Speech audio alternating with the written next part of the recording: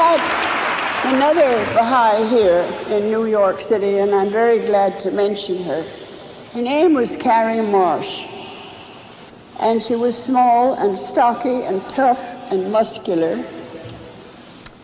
And her profession was to have a little tiny suitcase. And she went around to all the big dry goods stores here in New York. Of course, it was much more, well, let's say, less rigidly controlled and security and God knows what than we have today.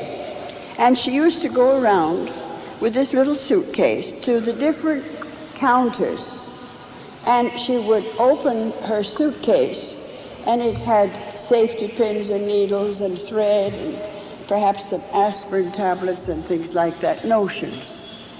And she'd sell it to the serving girls who used to get off their work in New York after everything was closed, at very long hours in those days. And then she would teach them the Baha'i faith. And Carrie Marsh, I was very afraid of her because she knew my mother. She's a great friend of my mother. And I was about 8 years old at that time, and she was very strong.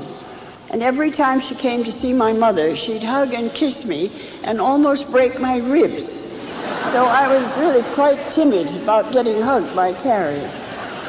But that woman, and I think that these are things that are good to remember.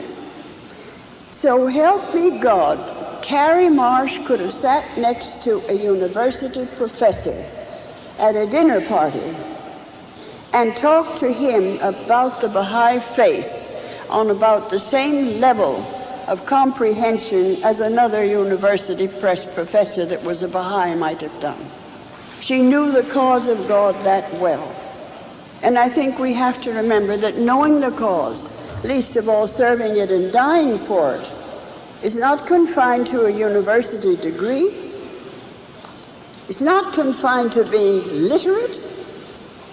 It's confined to how much understanding and love you have in your heart and how much common sense and wisdom you have in your head. There's no monopoly on it.